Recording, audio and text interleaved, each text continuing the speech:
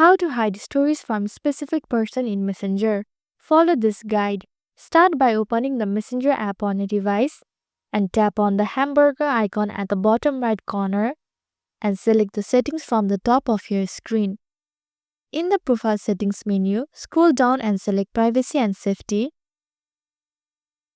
Again, scroll down to the What People See section and click on the Story Controls.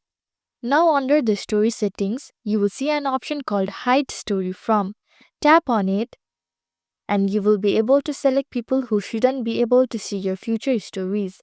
Scroll through or use the search bar at the top to find the person you want to hide your story from. To hide a story from a specific person in Messenger, tap on their name. You can also select multiple people if you want to hide your story from more than one person. Once you have selected everyone, simply tap Apply. Again tap on the Save to confirm your changes.